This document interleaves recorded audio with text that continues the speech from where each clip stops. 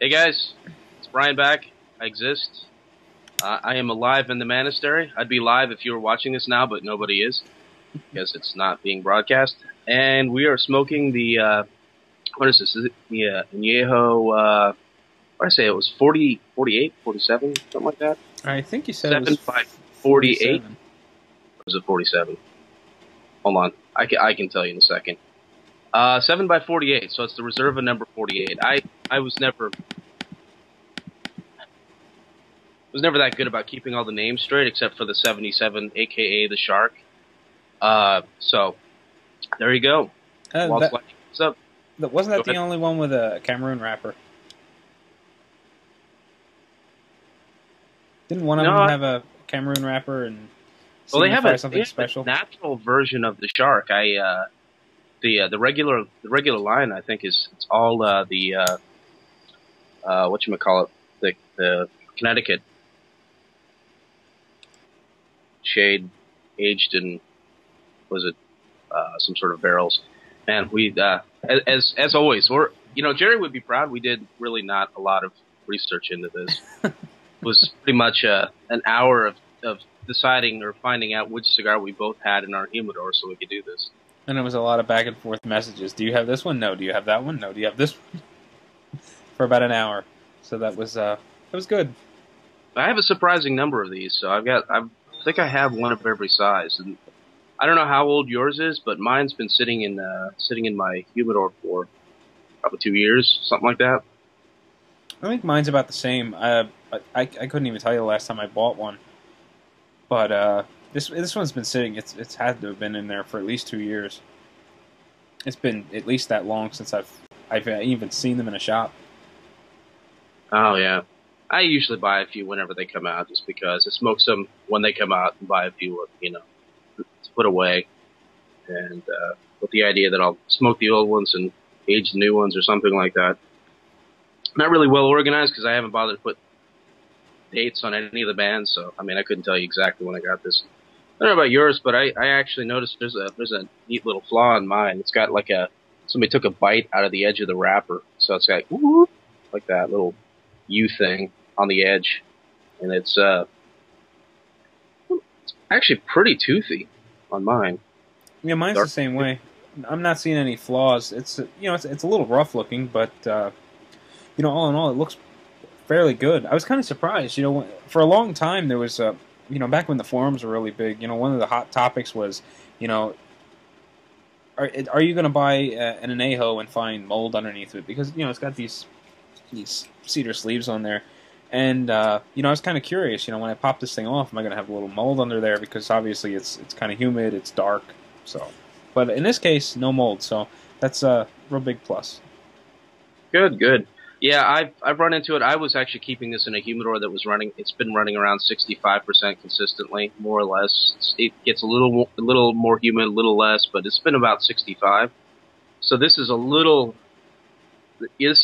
drier than I would normally smoke it right out of the shop, because most shops are running 70, 72 or whatever. So, and I think that helped prevent anything like that from forming. But I've definitely seen that where they get kind of moldy under the cedar sleeve, and I've actually just smoked them. I mean, I think you're not supposed to. I don't know, it could be dangerous or something like that. I just burned it. I'm like, what the hell?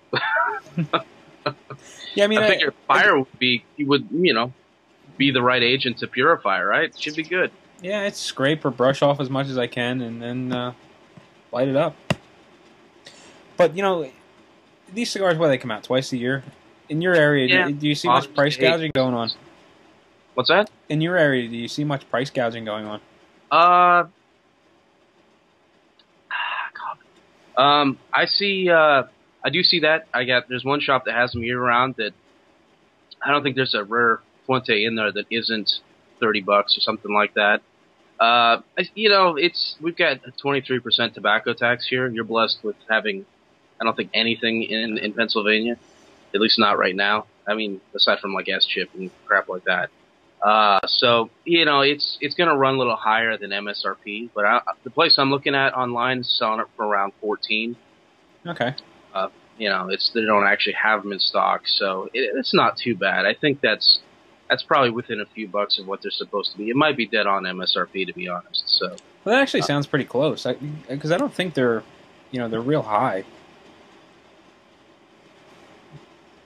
It surprised the hell out of people, that don't know when they go out and they buy the Opus for $20 a stick. That, some of those were like $8-9 cigars. I mean, seriously, like the smallest ones, the Perfection number 5. I don't have the exact figure, but I mean, that Opus is like, it's under $10. I think maybe it's gone up with the S chip, but yeah, originally, man, people are blowing just tons of money on that. I see some markup.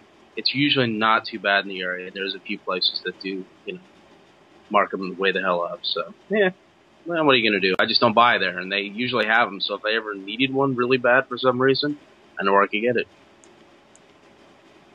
Cool. So, like the other Herfing Heads videos, I guess we're just going to kind of talk a little bit about the cigar, veer off topic, discuss some other stuff, come back to the cigar, and kind of bounce back and forth. And we'll sort of give you the whole train wreck experience of, disorganized. Excellent. And, no set topics, so a lot of bouncing around.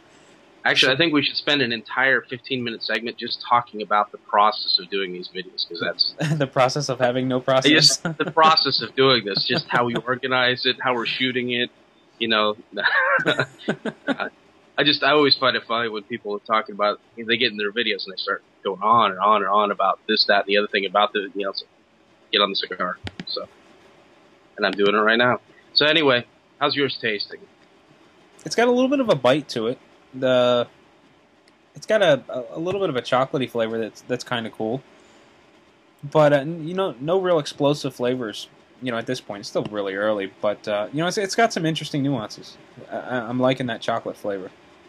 I'm getting I'm getting this same kind of chocolate thing. It's kind of it's not creamy, but it has kind of a feel and a sweetness that is a little reminiscent of caramel, but it's not really caramel. It's like a syrup type of deal, which is.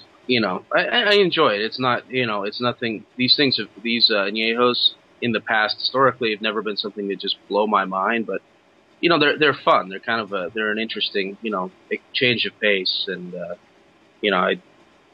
it's kind of celebrates whatever Father's Day or Christmas or whenever they come out. So it's kind of neat for that reason.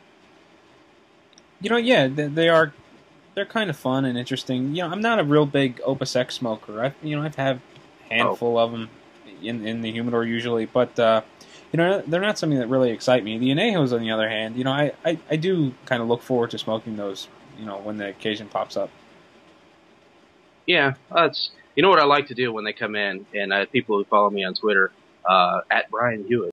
Anyway, I like to pair it with Grand Marnier, which is kind of a fun thing to do. It's something that a local guy named Rich, who goes by Booty Rock on Twitter when he's on there, turned me on to. So I do that whenever they come out. It's kind of a little bit of a tradition, sort of. It's kind of an informal deal, but I like to call the pairing the Booty Rockefeller because he came up with it, and it's kind of the high end combination of stuff. So, but so that works. I like it. Yeah, the Booty Rockefeller. Yeah.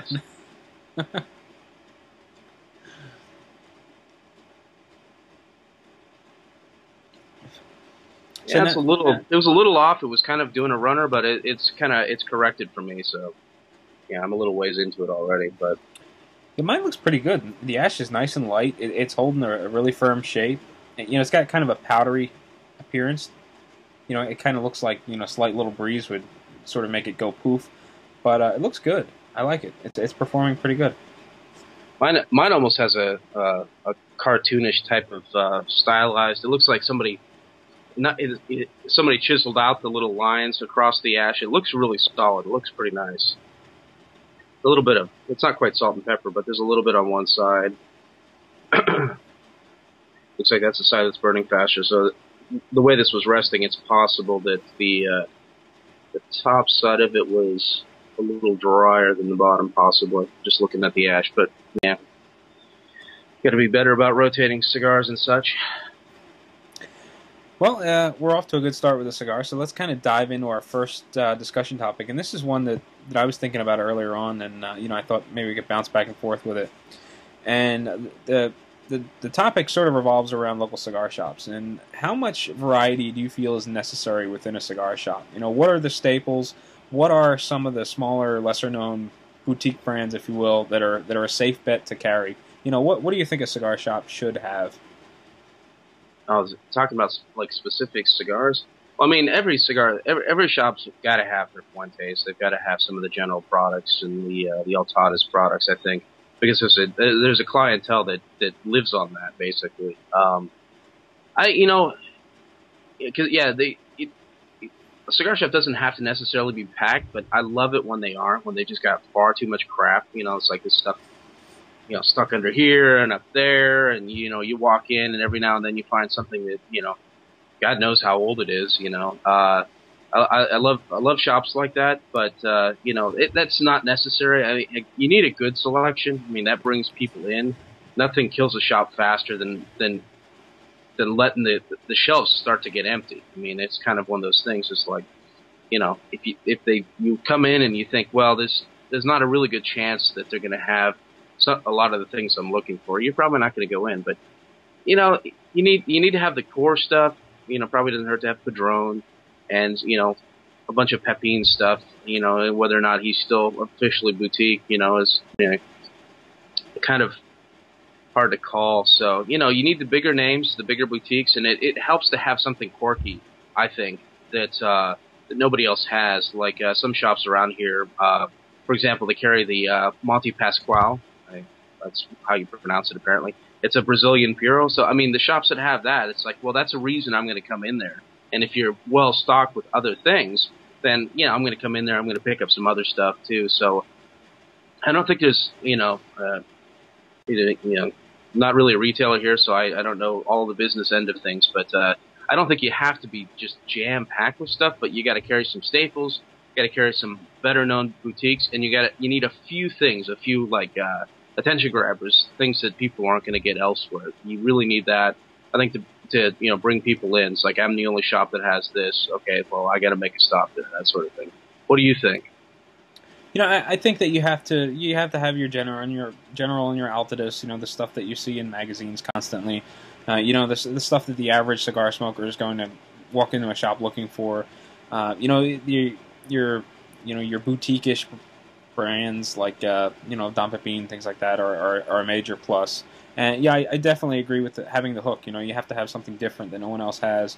Something that's going to drive people to your shop because you're the only one that has it. And if you have that, along with you know, the staples and a couple of other interesting things, you know, you've got a customer loading up, you know, both hands with cigars as they're walking up to the register.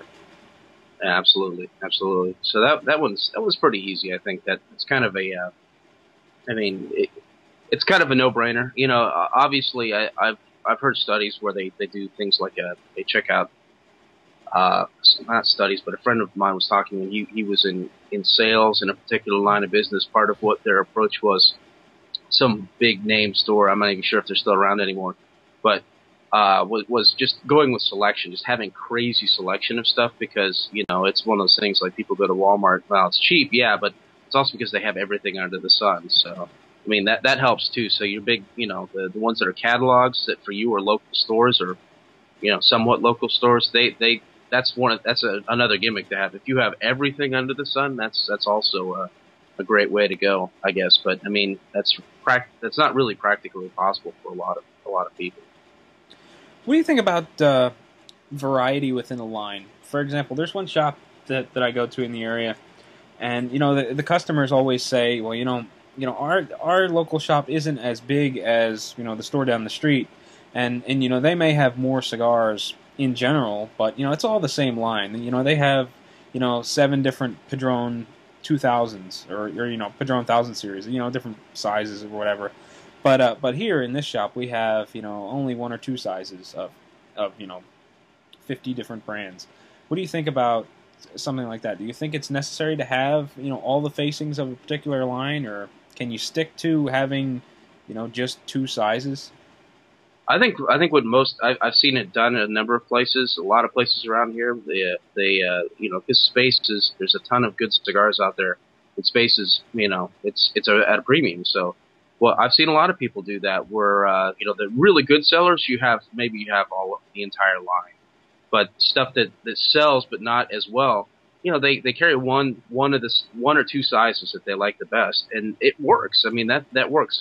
People, unless you're really super picky about something, I mean, I'll walk in and I like the biggest Art Deco that's made.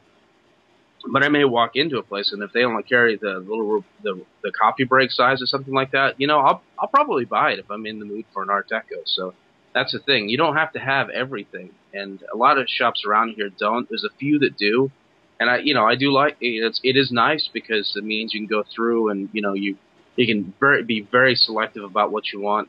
That's great, but you don't have to. It's not. I don't see that as something that is going to keep me from hanging out in the shop. I mean, I hang out at Buckhead Cigar. He doesn't carry everything of every line that he carries. He'll carry, well, this cigar is pretty good. We're going to carry this particular line of this particular size.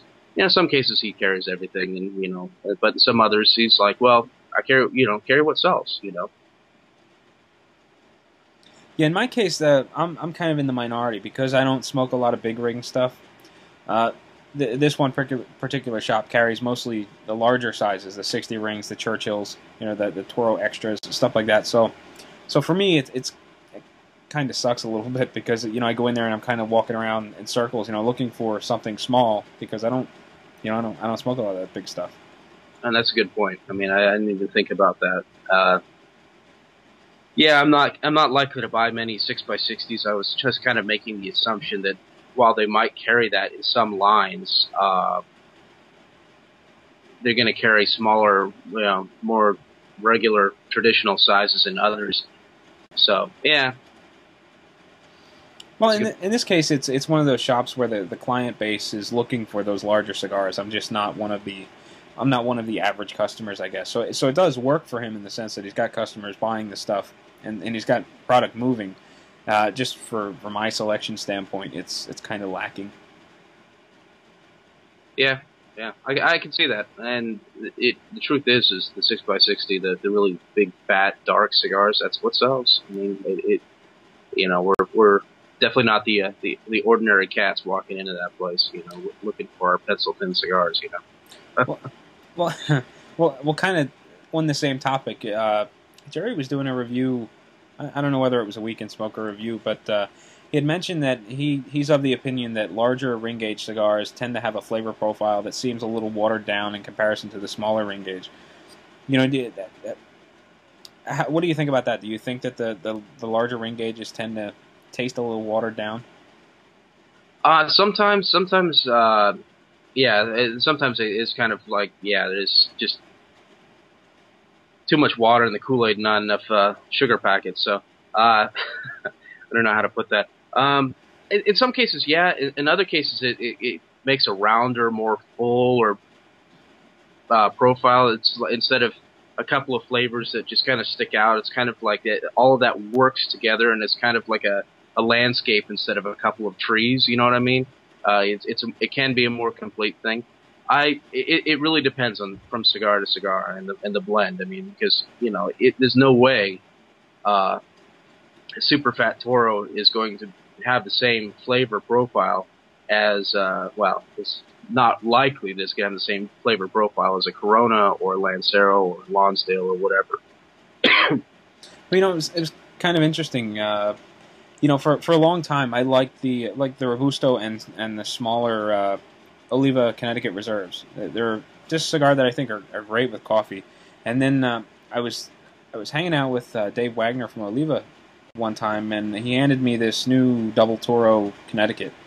And this was right around the time they came out. And he says, give these a try, see if you like them. And they ended up sitting in my humidor for months. I'm not a 60 ring gauge smoker, but one day I picked one up and smoked it on a whim, and it really impressed me. The flavor profile was just it was just kind of a little mellower and a little less edgy, and I liked it a lot more than the Robusto that I typically smoke. So I was really impressed with that cigar. Other cigars, on the other hand, I smoked the big ring gauge, and it's just missing something. It doesn't pop like the Coronas or the Lanceros or things like that. So I guess it really does depend on the blend. And something may surprise you. I was really surprised by that Oliva, Connecticut. Was not expecting the cigar to be as good as it was. That's the speaking of the Oliva, Connecticut. I experiment a good deal with the drink pairings myself, kind of informally, and I find that I used to smoke the heck out of those with Belgian ales or Belgian style ales. I found that was a really nice combination. But yeah, I mean, I know what you're talking about, the Art Deco, the Grand Toro, I think it is. I think it might be 6x60. I don't remember. It might be 6x56. I think it's what it is. But for whatever reason, the way that all worked out with the extra leaves, and it's something about that. It's just a better cigar. Not saying that the others aren't good, but I mean that, and I feel strange smoking it. Saying what I do about the big ring gauges, but I mean it's really the best blend in my opinion. Well, we're seeing a lot of cigars that are hitting the marketplace at that 6x60 format. What do you think is too big? Personally, I even find that the 60 is uncomfortable to smoke unless they have some sort of shape on the end, like a torpedo taper, Yeah. which makes them a little more comfortable. But how big is too big? I think you're getting to be too big. After about, I think, 58. I mean, that's kind of stretching it, I think. 60s really, pretty uncomfortable for me. Anything larger than that is just, I don't think there's, beyond smoking it on a whim, there's just, there's any way I'm going to do it. I guess if you punch the end of it and you just, you lightly kiss the end of the cigar when you're smoking, which disturbs the hell out of me actually thinking about that.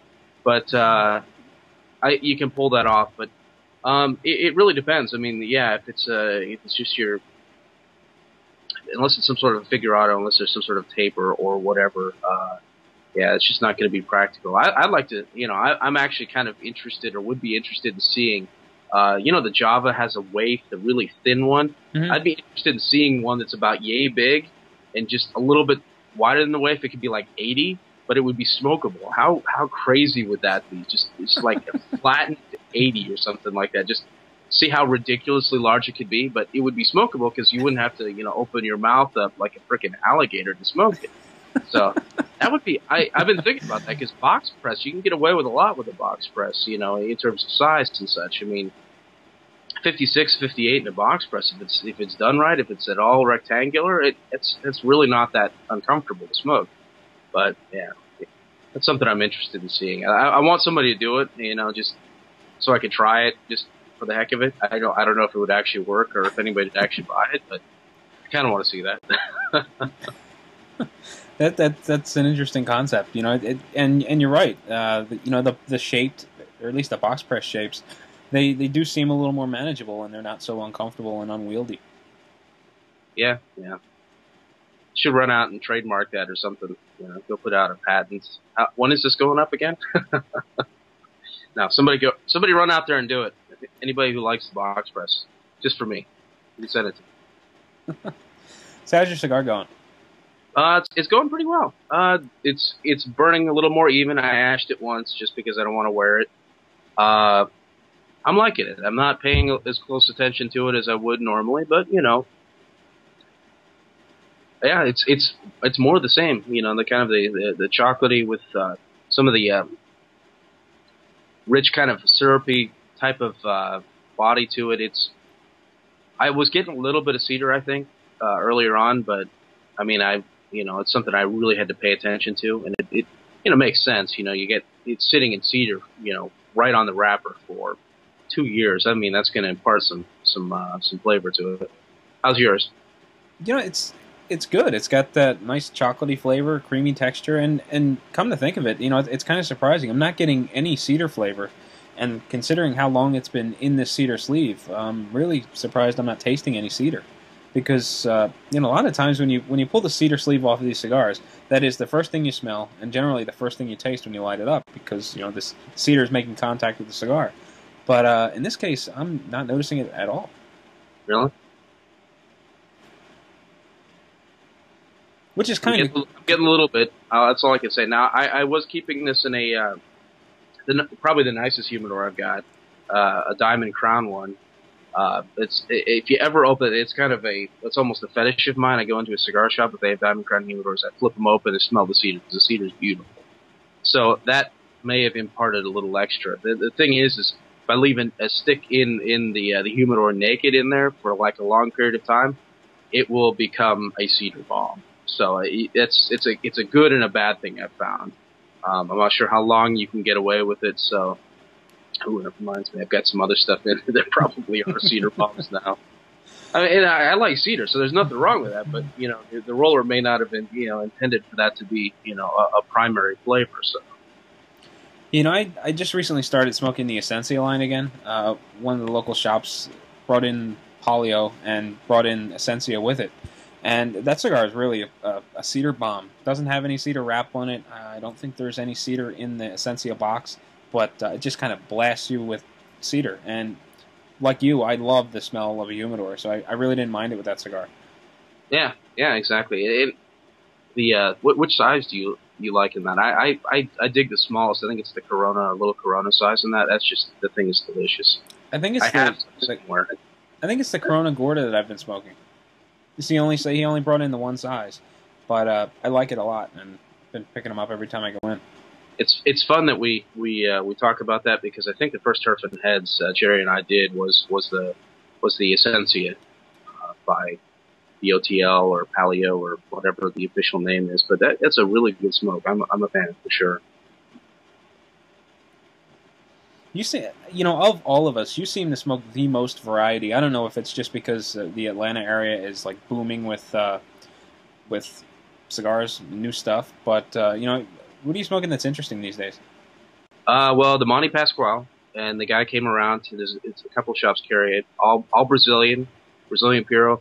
It's like Mata Fina, Mata Norte, some sort of a blend, and it's the interesting thing about that is you kind of figure it would be fairly one-dimensional, but it evolves. It's not incredibly complex, profile for a cigar, but it's really interesting in the way it goes from it kind of goes from like a really sweet, creamy beginning. It transitions over into more of a, as I recall, more of a cedary and kind of a grassy flavor. And it's a very interesting thing.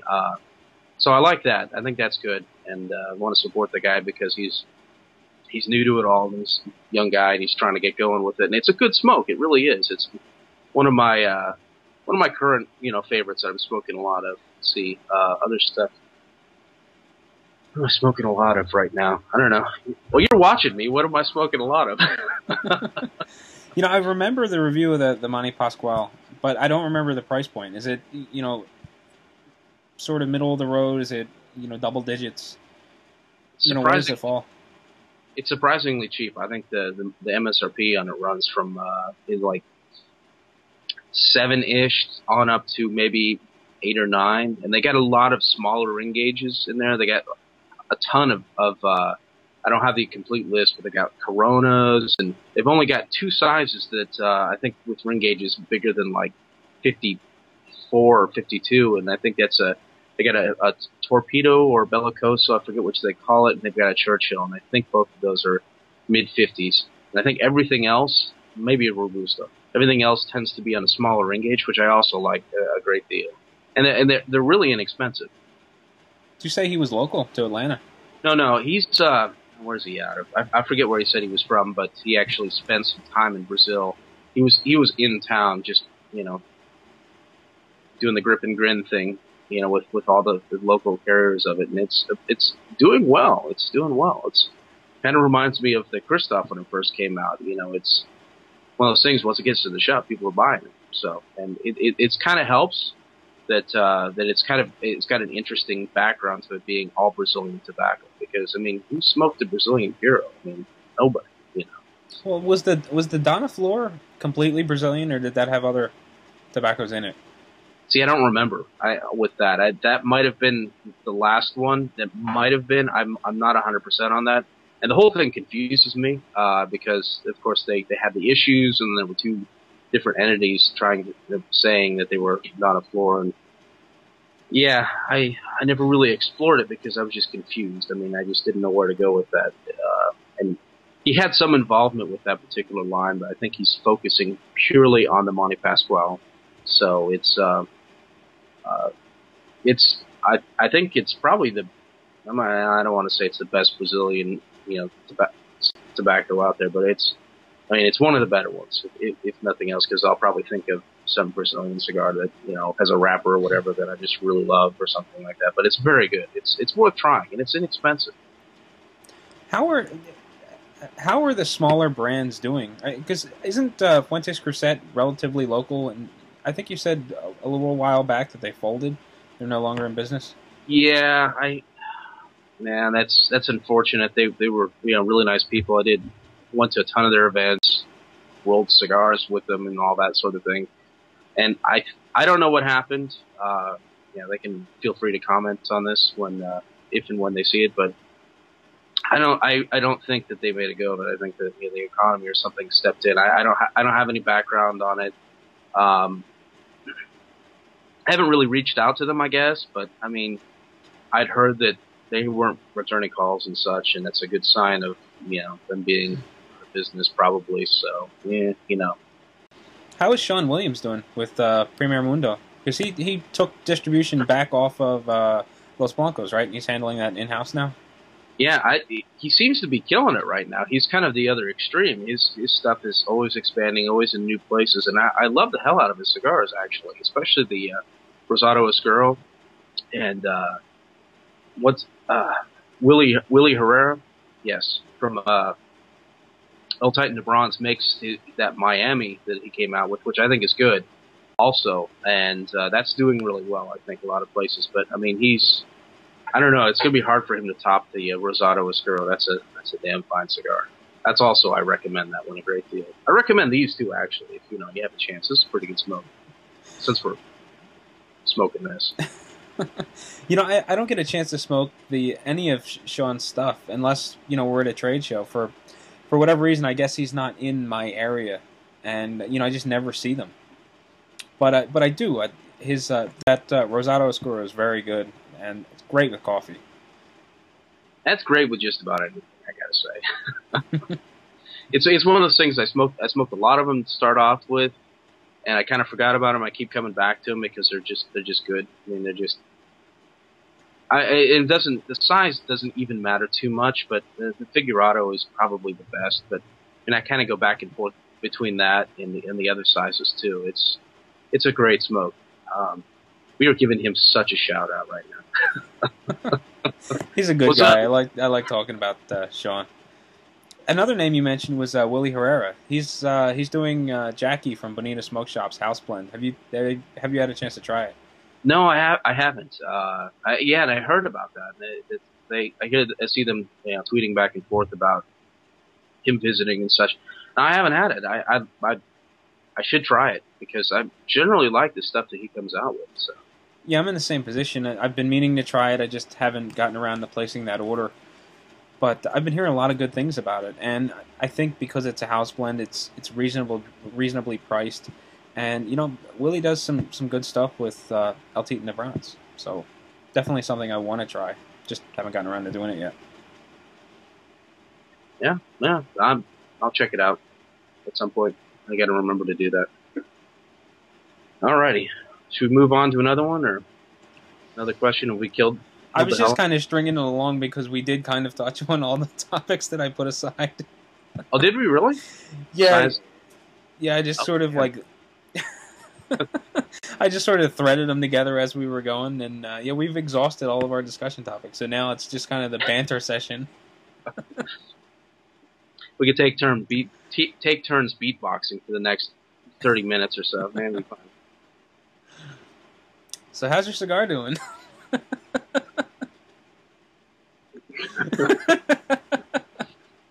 That's good. It's still. I think it's a great thing. I've got. It's not a lot of difference. I mean, I still pick up a little bit of the cedar in it. I'm trying to differentiate between the tremendous keg of coffee I'm drinking and the flavors coming from this. But Um, yeah, it's doing really well. You know, every now and then it has little kind of off things where it kind of burns a little funky here, and then it corrects and comes back. So it's yeah, it's doing well. It's doing well. It's acceptable for sure. You know, I'm getting a little bit of the cedar and the retrohale. It's kind of light, but it's definitely starting to come through. It's still got a nice creamy texture. The draw is a little bit stiff, but other than that, it's burning beautifully. It's, you know, nice and straight. The burn line is really thin. The ash is pretty strong. I mean, I was over here practically beating it on the ashtray to knock the ash off of it so it wouldn't fall on me. And you know, it's performing really well. So I'm definitely happy with it. I don't remember what I paid for it.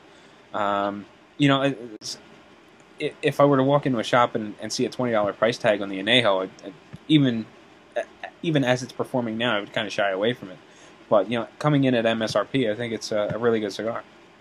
Yeah, yeah, and of course, I mean, each size is going to be different, but the bigger they are, generally speaking, the more spendy they're going to be. So you can get the Anejo's experience, and they have similar ring gauges. I think they vary from like, let's see, I can look really quick. 46. They do get up to actually 50. So it's, you know, from the number 46, which is a 46, on up to the reserve of 55, which is a 55. So, you know, those numbers make sense. So they're more along the lines of traditional sizes then.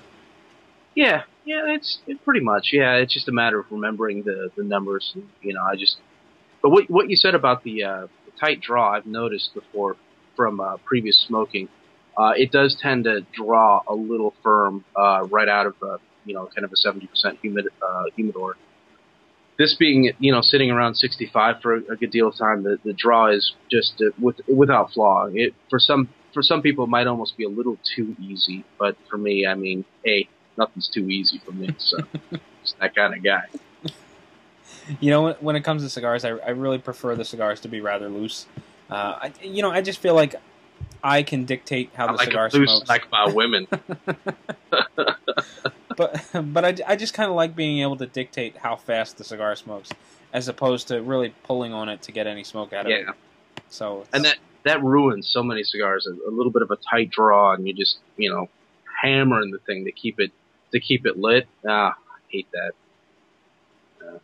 Do you ever run into a situation, and maybe it's from overdrawing or something like that? I used to every now and then run into it. I haven't recently, but you'd smoking a cigar. It's in a like 70%, 72%, whatever humidor right out of the shop, and it feels like you're getting kind of a steam bath in your palate. You know, it's like blasting hot steam at you. Yeah. It's just, you ever get that out of a cigar that's too humid? For a while, I wouldn't. Yeah. I kept everything in the mid-60s because I didn't like that. I didn't like the draw being too tight. And for the most part, I'm finding I'm kind of inching back up towards 70 on a lot of stuff. And as long as the humidity remains consistent, you give it some time, let it adjust. It's generally, you'd be surprised at how humid they can be and still draw all right. So it really depends, and burn okay too. You know, I over the years, I think I've gotten tremendously lazy in how I maintain my cigars. Like way back when I set up all my coolers, I bought a whole bunch of beads, several pounds. I think I set one cooler up at 70 and all the others were 65. And now that they're all sort of full to capacity, and you know, now I'm finding that I'm putting things in like the humidipack bags and things like that, or tossing like a water pillow in a bag to sort of maintain. You know, I'm just kind of grabbing whatever's available most times, and you know, I'm not really paying too much attention to whether I'm picking up you know, a 65% Boveda pack or a 70% Boveda pack. And I've had pretty good luck. You know, I haven't had too many cigars that were really an issue. You know, some lines have a tendency to be problematic when they're a little wet, and if I know that cigars, it may be problematic, I might shift it to something else. But for the most part, you know, my cigars are just whatever I pick up. Is what? I'm sorry, what? It's just whatever I can pick up at the cigar shop, whether it's, you know, 65, 70% Boveda packs, just whatever's convenient. I thought the camera froze for a second. I'm like, whoa, I should have been paying attention. No, I am the same way. I have been a little lazy about it. I'm focusing more on consistency than specific levels of humidity because I find as long as the tobacco in the cigar is consistently humidified, it's all running the same level of humidity. It's usually going to burn well in most cigars. The problem I run into is if I smoke something too soon out of a shipping box, or somebody's carrying something around their shirt pocket, and it's a hot event, so they got a bunch of boob sweat, and the lower end is all wet, or the top end's all wet, and the other half's all dry, and it just, yeah, that's when I run into issues. I mean, I run into dry issues. I run into issues of keeping it lit. I mean, it's consistency. That seems to be the key. I mean, more than anything else, I mean, there probably is a magic level of humidity. Like the Oliva Serie V, isn't it supposed to be stored at a higher humidity? They recommend it, don't they? I thought they recommended a specifically higher level of humidity for the Serie V. At least when it first came out. Than most other things. I seem to remember 70 or 72, maybe? Something like that. I heard crazy stuff. And maybe it was just people, talking on the forum, and you never know, on the forum who's doing what and whatever. But I heard people talking about up to like 75%. Just sounds like madness to me. But, if it draws, I mean, and, it doesn't taste like getting a jet of hot steam in your mouth. Hey, more power to you. And a lot of times it's not just the draw; it's keeping the cigar burning that can become an issue when they get too wet. Yeah, that too. Sometimes those wrappers, I mean, if they're really thick, you gotta store them a little drier. I mean, for them to burn properly. So you mentioned you're using Boveda packets more often now? Yeah, like if I order something from, say, Mike, he'll package them up with like little Boveda packs, and I'll recycle them, put them in little plastic bags that I buy. You go to a cigar shop, you buy 5 cigars, they stick them in that heavy Ziploc bag. I'll reuse that Ziploc bag, toss in the Boveda pack, and I'm good to go. Or if I'm at a shop and I know I'm running low on humidification devices, I might pick up just a humidipack or a Boveda pack, whatever they've got. I may even pick up one of those water pillows if need be. I found, and I'm kind of taking a shine to them, that they seem to be, along the lines of consistency, they seem to be the best at consistently putting out humidity and maintaining it, which surprises me a little bit. I've had some trouble with beads lately where they seem like they dump the humidity really quick. So I've been transitioning towards that, and I find that's pretty good. I've actually found, and I was looking around online, that you can recharge Boveda packs if you do it right. Hold on a second. I actually have a little mini lab down here. Kind of keep it in the sun. And what I do, and this is interesting. This is going to be great for cheapskates like Mike, being night rid. I've got a Tupperware thing, a lid.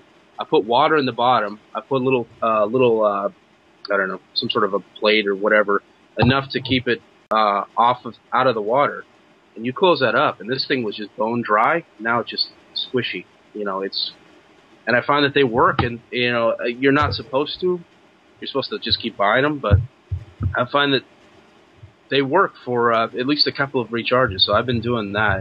I thought that was kind of neat. Some guy, I think he wrote, I don't know where he is, but he had some other system where he was using a bag and a paper clip or something like that. And I'm like, no, a little bit of sunlight to get the humidity up, you get a little bit of heat, and it circulates, and you recharge them and they work. I mean, it's a good product. I know they don't recommend you do that, but hey, it's for the big ones especially. It's like they're $4 a pop. Well, maybe use it a couple of times. It may diminish in quality. At some point you're going to probably need to throw them out. But I mean, I think that's one of the coolest tips, one of the coolest little MacGyver-esque cigar hack deals I've seen in a while. So I've been doing that, and I've been throwing them. So I've been kind of building up my supply of them. I just throw them in everything. I still have beads, but I just throw those in, various places. And when I see they're dry, I go recharge them. So I think it's kind of a neat thing. I don't know if you've ever tried that. Have you? No, but that's genius. I mean, I can't tell you how many I've had that have started to get dry and hard, and I've thrown them out. I mean, how dry can they get before you're kind of past the point of no return? Well, I experimented with the first couple I did, and they were brick hard. They were lost them or left them in a humidor, found them just hard as a rock. There's just because they're not if you keep it even in a properly humidified humidor, they're not going to recharge in there. There's just not enough humidity. I think you need like something in excess of 80-90% humidity, or probably 100% humidity. You don't want to get them wet. You don't want to actually soak them or anything. That's a bad idea. I think you do that, and you're basically going to ruin it. But I've seen them rock hard and come back and be decent. I don't know how that affects the lifespan. If they may be less accurate after each recharge, but they're close, and that's the point. You're not going to have perfect exact humidity throughout a humidor. Typically, I mean, there's going to be little variations. It's going to be a little more humid where the humidifier or your beads or whatever are going to be a little drier other places, and that's just how it is. But close enough. Yeah, and still seemingly pretty consistent. Well, a lot of times when I use those, they're not like my sole source of humidification. So if they're off a little bit, it shouldn't lead to any major issues. So, I mean, I think that's genius. Thank you. Yeah, I thought you'd appreciate that. So there you go. That's your frugal tip for the day from me. I thought that was great. I mean, because I like the concept of humidipacks. Like I like the concept of beads. The problem with the humidipacks is I'm like with air filters and everything else. I hate the things you have to keep buying and buying over again. Use it once, throw it away. Use it once, throw it away. That sort of thing. On the next video, I'm going to discover how to reuse a disposable camera. That would be cool too. I bet you can. I bet you somebody out there's figured out how to do it. That was the big appeal to those water pillows that I get every now and again. When they dry out, you just dunk them in water, and they suck up the water, and you're good to go. They're recharged. You shake them off, and you're rinse and reuse. But the downfall of the Boveda packs was they dried out, and you had to throw them out. So that's great. I know. Doesn't that make you feel stupid? All those humidipacks you threw away. I mean, Boveda's, whatever. Whoever is out there is just loving it. But yeah, of course, not recommended. They're gonna, if the sales rep or owner or something sees this and said, before you leave a comment, call us jerks. We understand. Not recommended. May not be optimal, but it's kind of neat. It's kind of useful. It might save some people some money. And I think in the end, I'm buying way more of them than I ever did before. I didn't buy them at all. Now, because I can recharge them, I'm buying them more often. And I'm building up a little humidipack army that I can just throw around and humidify everything. So, well, what actually got me started using those was when we did the Twitter Brother Leaf Cocktail Hour in New Orleans. When we got those humidipack bags. All the stuff I was throwing in the bags, and then as the bags were being depleted, I was throwing stuff that I was buying in the bags, and I just found an incredible way to keep cigars in a small space. So that was what started this whole thing of me buying the devices. And that works so well. I think that one of them is only just now starting to dry out a little bit. And I gotta go cycle it out. I threw an extra one in there to try to be double sure that I was maintaining humidity and everything, and it's done an amazing job. I gotta be honest. It's impressive. It shouldn't have lasted this long, but the one needs to charge just now. And I had there were two in there, so it's probably not. And it's a plastic deal, so you don't have the woods absorbing the water and it leaking out. It's zipped up, so it's.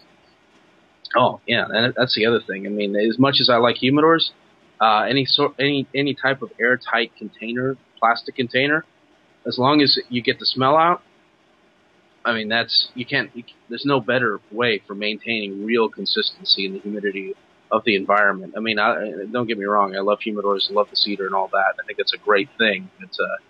That's fantastic. But what I'm saying is, I'm certain that if people knew this and that it's good for say 2-3 recharges or whatever, that's a sales point. I think so. Like I said.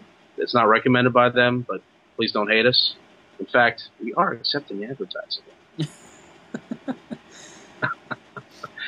You know, yeah, you had mentioned the lifespan of those bags, and you know, I think they're advertised as lasting 30 days, and I did the same thing as you. I tossed another Boveda pack in my or Humidipack or whatever it is inside of that bag, and it's still going strong. So it's a great device. Months, you know, I mean, we're not talking a month. We're talking like, you know, IPCPR last year. We're talking 9 months or something like that. And that's.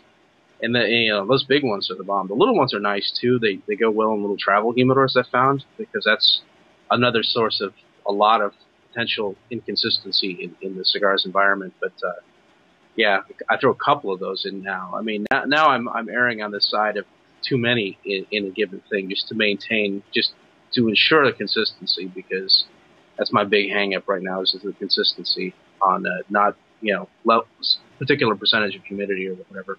Well, what are you using for a travel humidor? I remember, don't you have one of the big Zycar cases that, you know, that carry like 20 plus cigars? Or do you also use the smaller ones? I have a I forgot, I got a big one. I need to double check that the humidipack in that's working properly. I have one that does like 80 or some just ridiculous number that I picked up somewhere. I think I got it from Cigar Man, actually. Pretty sure I got it from Cigar Man back in the day. I also have a 15, and a lot of people like to give out. This is another interesting thing I found. A lot of people like to give out the, you know, you go to an event, like went to the, what was it, not Cigar Fest, but the other one. The Expo. The Expo, there we go. Sorry, famous. The Cigar Expo. And they give, you know, we got a $5, and I've been carrying that around forever. I find, though, I think the best size is the size that I don't see as often given out in events. I don't see it as often for sale, I don't think. But there's a 10 count. The 15 is too big. The 5 is great, but it's like, I'd like to have another cigar or two, you know. The 10 is just ideal. So, but I carry those around. I have a couple of all sizes except the 10, which seems to be really the size I want, but it's the one I don't have. I actually have a 10. I don't carry it very often just because it's kind of bulky. But if I'm running out, you know, just for the day, I usually just grab one of the, like the small one that we got from Cigar Expo. You know, yeah. 5 slots. But I mean, they're kind of small to be putting like a Boveda pack in. Do you just use the internal humidification device, or do you have something crafty going on to manage humidity? I'm using the little Boveda humidipack deals.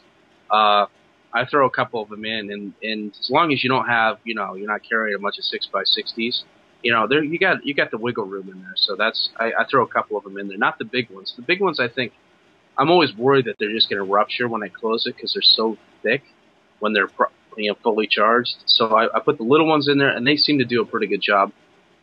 I did do, you know, almost all of them come with a little green floral foam, and that does the job. But the thing is that just dumps. I mean, it's like dumping a bucket of water in there. I mean, it leaves the foam as quickly as it possibly can, and you wind up with cigars that are like, you know, 100% humidity on one side, and you know, maybe slightly lower on the other, and they draw terribly, or if you just put something in. So if you're using the same level of humidity in, you know, whatever humidor you have, and use these packs at the same level, ideally you're taking it from one environment to another that's the same. It's going to be consistent throughout, ideally, but there's no way of ensuring that with the floral foam. So that's where you run into cigars that are burning, you know, really cockeyed, or, you know, they burn fine for about halfway, and then you can't burn them, or vice versa, or whatever. So usually what I'll do is I'll make sure I load it up with 2 smaller cigars so that I have room at the bottom, and then I'll just like lay a water pillow in there. Oh yeah. But I didn't even think about taking one of the small humidipacks and just laying it on top. That would definitely work. The one thing I don't like about those units, the floral foam, is that I can't charge it and then leave. Because what happens if I add some water to the floral foam unit and then close the lid, when I open it again, the cellophane of the cigar directly under it is literally wet. You know, actually there's water on the cellophane. So I don't like putting naked cigars in there, especially not in the middle slot. And I've gotten crafty with those. I've popped that thing out and cut the foam away and put one of the small RH pucks from Cigar Me in there. It's too big; it kind of crushes the cigar. But I've tried all different things in those things. But the water pillow or the Velveeta pack seems to be the way to go. Yeah, and the thing with the water pillow, I liked those before I started screwing around. Well, before I realized that I could recharge the humidipack. I use that interchangeably. Velveeta does humidipack, right? Is that the same thing? I'm not sure, but I think so. I'm using it interchangeably. I'm hoping I'm not doing something wrong here, but I never really thought too much about it. But yeah, with the pillows, I like those because they were rechargeable, but they suffer from some of the same trouble that the floral foam does. I think that they dump the humidity. And also, I found that if you're using the same one I'm using that has a little baggie in it, I found the baggie sticks together. They get moldy. The bag sticks together because of the humidity, and then you don't have any of it escaping. So you wind up with moldy, and then ones that just aren't putting out it's a great idea, but I just find that practically speaking, I think it's good for sending off shipments and such. You mailing cigars to somebody, you throw one in. I think that's a good idea, but I think that it's not the best in terms of just maintaining, kind of a regular humidity, being guaranteeing. It just, yeah, I like the idea, and I think it would work better if you didn't put it in the little bag, but I'm not sure if that would wind up soaking anything it came in contact with. That would be my concern. I've never actually opened one up and looked inside to check for mold. That's something I should probably start doing, because usually there's actually the holes in the outer bag, so I just kind of dunk the whole thing in water, pull it back out, shake it off, and just let it go. But really? Yeah, it's probably a good idea to open it up and look inside for mold, because you're right, it's like perfect breeding ground for mold to develop. I've also run into a case where if I let one dry out, he doesn't seem to accept water too well. I mean, I took the little pillow out. I put first of all, they get discolored, which kind of makes me worried. I'm not necessarily sure it's mold, and I only used distilled water in it. So that makes me nervous. But if they dried too much and I put them, soaked them, because they're supposed to expand and just get really fat. Some of them don't do it. Some of them don't recharge too well. That's the other thing I've noticed. And between that and concerns about any kind of mold or anything like that, just I shied away from them. I used them a lot for a while, and they are good, and especially for shipments, I think, because they hold a lot of humidity. But I don't know. I'm kind of siding with the humidipacks. Cigar Expo kind of came up, and Jerry did Texas Cigar Fest recently. Does Atlanta have any big cigar happenings going on, or are there any planned? Well, you would think we would, because we have like 80, high 70s, low 80s number of shops in the area. But I think that's also a problem because of that. You have just little different groups of people hang out in different shops. We don't have anything consistently. Certain shops like Tobacco World up in Marietta, they're probably, somebody's going to be mad at me, but if I say this, but I think they're probably the biggest. I think they have the biggest humidor, or they're kind of the biggest shop in general. One of those, and they have a bunch of people come in. They always have Rocky Patel coming in. They've got, I've seen Eddie Ortega there. Just a bunch of different personalities from the cigar world show up for an annual birthday event. So that's kind of the closest thing we have to anything like that. So we've got a ton of shops here, but you have a ton of festivals there. So it's kind of an interesting way. And I think it makes sense, because a lot of people are, out in covered wagon country or whatever, kind of BFE of Pennsylvania, and they get to a cigar shop once in a blue moon. And so, there's kind of a call for people they're willing to make the trip for one big, huge ass thing. So it kind of makes sense to me, because we don't really need it. We have perps, we have small in-shop events every weekend here. I mean, there's almost always something going on. I say that thinking that I actually don't have one this weekend. I probably just don't know about it. I'm sure we do somewhere. That's an interesting way of looking at it. It's just the shops in this general area are kind of spread out. and you've got to get in your car and drive a little while to get to them. So it does make sense as to why we have these big festivals. We have the two, Cigar Fest and Cigar Expo, and even just general store events. We don't seem to have very many of them. I don't know that maybe they don't draw enough. In a lot of shops, they kind of spread them out, so there might be 2 months between events. So actually seeing a manufacturer at a local shop in this area is it's a rarity. I don't think I've ever seen a manufacturer at a local shop outside of Cigars International, Famous, or if the shop owner is a friend. For instance, Top Shelf Cigars, the owner, Jim, is a friend of Jose Blanco, so once a year Jose Blanco might stop in, and that's about the only time you're going to see a manufacturer. So I guess we don't have that that dense cluster of population and cigar buying power to see that kind of stuff. Yeah, I think that's it, because you have a shortage of actual proper events. People are more likely to haul ass and head over there. And the other thing, in I think your tax situation with cigars, and then as a result having the big catalogs based in your state, I think that also kind of is part of it. You've got a concentration of you've got at least two, or maybe more, big catalog companies that are kind of nearby. I know that they're easy driving, so I visited both when I was there. So they're going to have they're going to have competing events, and they've got the deep pockets to pull it off, and you have one, then you got to have the other, because they're like, well, these guys are doing it, we got to do it too, Mm-hmm. So I'm really surprised that we don't see Holtz doing a big event, because they are another big distributor in the state, and if I don't know where they rank in terms of sales, but I would think they're in kind of like the top 5. And you really don't see much from them. They do have manufacturers come by, but it's an hour or better drive to Philly, so I don't tend to go very often. And when I think about it, that that area, in addition to having the big catalogs there, I mean, it's also a lot closer to other big areas. You get the whole Northeast there.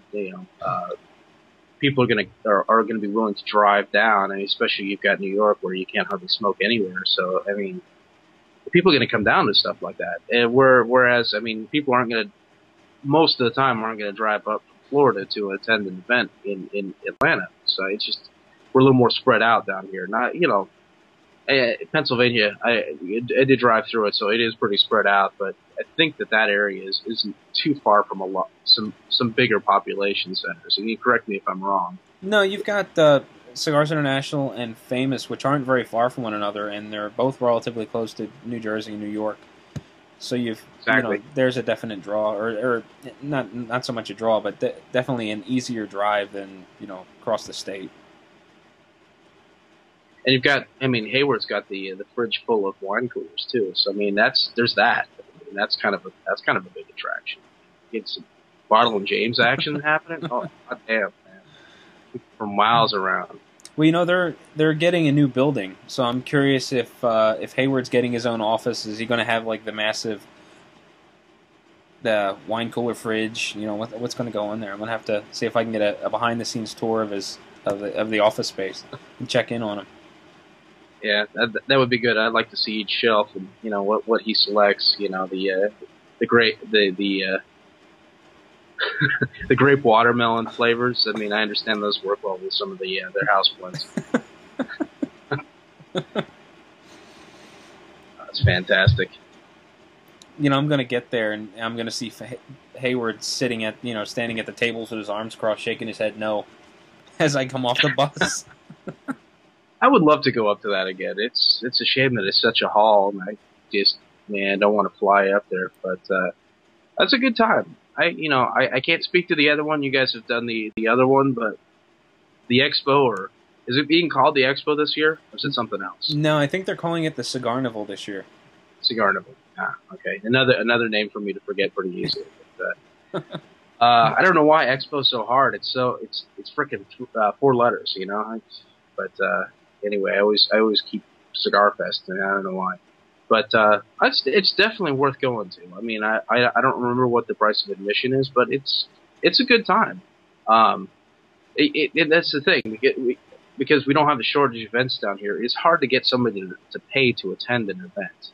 I mean, back to Tobacco World, when they have their annual party, they have food, they have drinks, they have all sorts of neat stuff, and to try to cut down on some of the mooching, people that would just show up, hang out, smoke samples, and eat their food. They actually they start putting in a fee to get in. You know, it's like $10 or something like that, but you get a $10 credit. The idea is we're gonna, ensure that people aren't just coming to mooch; they're actually going to buy. They're going to hang out. They're going to, support the shop.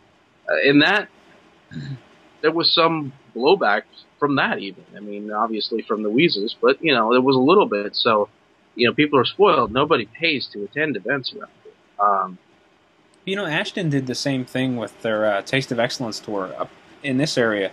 In order to get in, you had to pay $10, and then you in turn got like a $10 gift card to the cigar shop, which it didn't make a whole lot of sense, but I guess it does ensure that if you come, you are spending money. You're not just going to hang out and, in this case, drink scotch, eat chocolate samples, and smoke Ashton samples.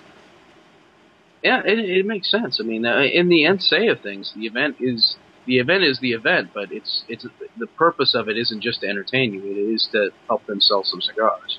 So, I mean, and with any of those things, if they know you and you're a regular customer, I'm sure, you don't have to worry as much about it, but or they don't worry as much about it. But yeah, so I mean, the fact that we have tons of events, they're all free. We have actually had some big herfs. We have every couple of years, or not every couple of years, but whenever there's we got a fellow named Bill in the area. Whenever there's a full moon on a weekend, it's Friday, Saturday, or sometimes Sunday, he has a full moon herf. So a couple of times each year, they're typically some of those, and that's a big deal. I mean, you buy raffle tickets for that, and you give cigars to the troops. So there is kind of a fee for that, but it's really not. It's something that people overlook because there's just the raffle's crazy, just nuts. There's tons of stuff being given away. It's just unbelievable. The guy does it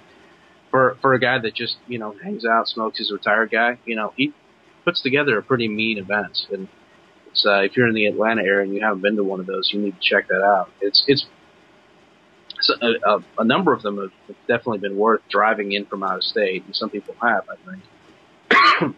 Well, with the number of events that you have, do you see the same specials over and over again, or do you see a variety of things?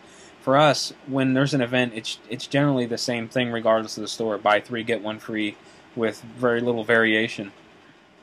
Yeah, people add on to it. Some people do raffles. It really depends on the vendor. Sometimes they go crazy if you buy a box, but that seems to be about the standard. Buy 3, get 1 free. I mean, that's pretty much. I haven't been to a lot of events where that wasn't the case. I've seen some that's buy 2, get 1 free, but that's pretty rare. Well, speaking of getting free smokes, what was it? Nestor Miranda Day is coming up again. Do they do that?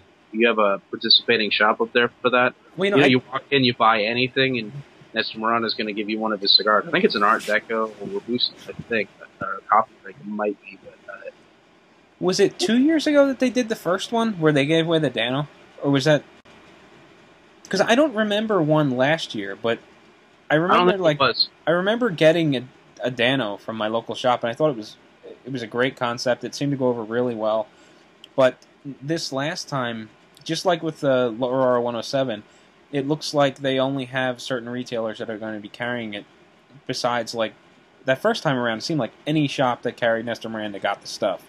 This time around, it seems like only certified retailers, and I don't have one really close, so I'm probably not going to get in on the free Nestor Miranda this year.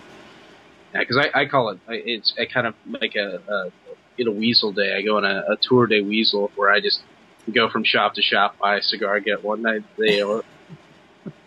One year I was kind of doing, I didn't really have an entourage doing it, but we kind of compared notes after the fact of places we went. So, but I think you're right. It wasn't last year because last year the Dano 2010 came out. The original Dano, I believe, was 2009, and I think that's when it was. So, yeah, I don't think that and I'm a little surprised that they're doing it again. I mean, the idea makes sense. It definitely gets cigars in the hands of people who might not smoke it otherwise. But I wasn't sure they really needed to, because I mean that kind of I think they got their cigars in a lot of hands, got people's attention, so maybe they're trying to do it again. I kind of figured it was a one-time deal, because I mean, really, you're just giving away a ton of cigars. I mean, I know it probably will help sales, but I'm not sure how much. That's got to be a little expensive. Yeah, and then when they did that first one, that Dano is not a small cigar. That's a lot of tobacco that they were giving away. And it was amazing when that cigar was handed to me. I was like, wow, they're giving this away, and I don't even have to buy an Nestor Miranda. I can buy whatever I want. It's pretty incredible. Yeah, no, that was pretty impressive. I don't think it's quite as large this time. I don't think they're giving away the Grand Toro Art Deco. I believe it's the Art Deco. I think it's the Art Deco coffee break size, I believe, is what they're giving out. But still, it's a free cigar, and it's a good cigar. I'm a fan of the Art Deco. So. That, and it gets people out to local cigar shops, which is always a big plus.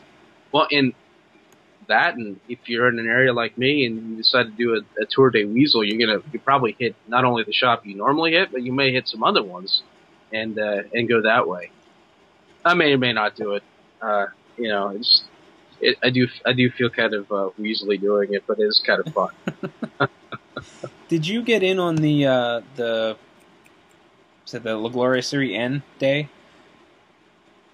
I guess Mike was telling me about it. I guess he got a coupon out of Cigar Aficionado, and then he turned that coupon in for a free sample.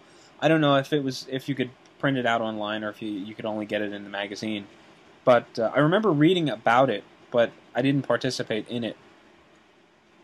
Yeah, you know what? I think I got that issue of CA, and it was a coupon. There might have been places to get it online, but I guess I kind of got in on it because they sent me a bunch, and so I think they might have been looking for a review with it, and if so, sorry guys, I wound up giving it out to people. So I think I did one better. I'm like, here's a Serie N, try this. They sent me a bunch, and I'm not sure if it's because we already had a review or what it was. I mean, I'm not the biggest fan of the cigar, I'll be honest with you, so might have worked out to their benefit, me giving them out. But yeah, I guess I was kind of involved in it, and I know myself and another guy or two in the area, we wanted to smoke them out during the Serie N day, and it was a cool concept. I like the idea. It's getting a bunch of people. I mean, that's a really good way to get a bunch of people to smoke your cigars, and I knew ahead of time that I'm not the biggest fan of them, and I still smoked one. So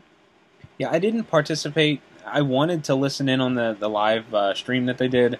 I just didn't have time to. Oh, I didn't get it on the live stream. I didn't get it on. Yeah, I put it out there that we were smoking it, and it was when everybody else was. But we were in a shop and hanging out, and there was a TV on, and like, Well, it's kind of. I guess I equate like General and Altadis sort of like I do Anheuser-Busch. They're coming out with a product, a mass-produced product, to sort of work for the masses, and like Budweiser, it's a decent product, but it's not something that I go out looking for. Like Illusion or Tatawahe, they're catering more towards like the craft beer kind of a crowd, and that's something that'll draw me out. So when a new General or Altadis product comes out, it's something that's kind of intriguing, but it's not something that's going to get me to hop in my car and drive to a shop and look for it. Yeah, usually not. They've got a few things out there that are pretty good.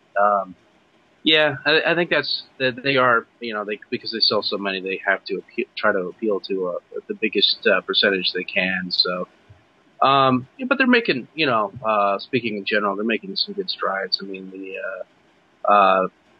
I kind of like the punch cigars in general. The Uppercut, I wasn't as keen on when it came out, but it's not bad. I mean, that was kind of a good way. I like the is it the La Excepcion that they come out with every now and then? That's one of the better ones. And generally, you know, the Punch Champion. I even the newest Rare Corojo. I smoked I smoked one of those the other night, and I thought it wasn't bad. I mean, you know, it tasted very punchy. You know, it's like a punch, and I generally like punch, so you know, it's not an Illusion, it's not a Tanawai, it's not a Don Pepin Garcia, you know, sort of thing. Which, yeah, Pepin's getting pretty big, so he's kind of growing out of the boutique riches, so to speak. So, you know, I like the Artisano line, the original, the Miami that came out. I thought was a great cigar from General. The newer one that I don't really remember the name, and even if I did, I'm sure I would just butcher it. But it's got a two-tone wrapper. It's Tabacceros. Artisanos did Tabacceros or something like that. Yeah, it's probably butchered it too. It's got like a secondary wrapper down the bottom, and it's not like a barber pole. It's like this much wrapper is one type of wrapper, and then above it you've got the rest. And I thought that was pretty good too. I like the other Artisano better, but you know, that was a very interesting product that came out from General, and something that I was interested in and actually went out and bought and looked for. That's a cool concept, and I definitely like the when they did the Obelisco. Did you ever see that? I think they gave this one in the in Twitter cocktail hour deal, triangular pyramid, you know, box press pyramid. That was pretty. That's a cool concept. The cigar itself didn't do a lot for me, but it was pretty cool. Though. I got to say, I look forward to smoking that thing because it was. And I like that they're definitely trying. They're definitely looking for ways to, you know, to appeal to, you know, people who are looking for something special. So, but you know, it is what it is. They also have to appeal to a much larger audience. So now the Cru Royale, the Magnuno, that's a good smoke. I really like that one. So I mean, they nailed it there. So that's that and La Excepcion and some of the punches. I mean, that's some of the best stuff they've got going. You know, when we were in New Orleans, I remember we were walking from the trade show to Don Leoncio, and I think all of us lit up a Monte Cristo, a new Monte Cristo that came out of the show, and everyone seemed to like that too. So they're definitely moving in a great direction. I like where they're going. Well, that's Monte Cristo. That's Altadis, I think, right? Yeah. I'm pretty sure that's Altadis. Yeah, and for them, since we're kind of patting the big guys on the back right now, I'm a fan of the the Monte Cristo, the 15th anniversary. A little spendy, but it's a really good smoke, and I believe they make it in a Lancero size, which I appreciate. And the Franquinese is a really good smoke as well. So they've got some good stuff too. You know, these big guys, you know, they may kind of be the Budweiser cigars, but they're trying. You know, they're doing their thing with coming out with stuff that's boutique-ish. But 9 times out of 10 they're affordable. You know, they're not pushing that boutique price point of, you know, $8, $9, $10, $11. Yeah, indeed. This is the part of the show where we have the uncomfortable silence. Yeah. So it's been a little while since we talked about the cigars. How's yours going, or haven't you been able to focus on it too much? I know I haven't been able to really key in on mine. No, it seems like it's slightly unfair to the smoke. So, as a reason, we're not really calling this. We're calling this Herfing Heads, not a cigar review. It's going well. I think my palate is a little fried at this point, just from a little over exuberance last night and such. But and I'm smoking a little fast because you get talking to people and you're puff, you know. But it's good. I mean, I'm liking it. And it's the reason I keep buying these. I like them. When I find them reasonably priced, they're worth smoking. They're fun, interesting cigar. They're great for trades for sure. I mean, because everybody's looking for them, and I got a bunch of them. So it's going well. I mean, it's burning evenly too. Yeah, it looks nice. It's solid. Yeah, no complaints at all. Yeah, I mean, mine's burning really well. It's performing great. Lots of smoke. Nice and dense. It's got a creamy texture. I'm getting a little bit more of that cedar flavor through the sinus. And, just all in all, I'm enjoying it. I like these a bit more than the Opus X. And, for the same reason, I think they're a little more fun. And ultimately, I just think it makes for a better or more fun cigar. With the caveat, I agree with you. For example, I had the Opus Petite Lancero that came out, I think, was that earlier this year that it came out, or last year? Whenever that came out, it was a recent deal. And ordinarily, I've found that the Opus do the best and taste the best after they've been aging for a couple of years. I've had some that were just actually really surprisingly good.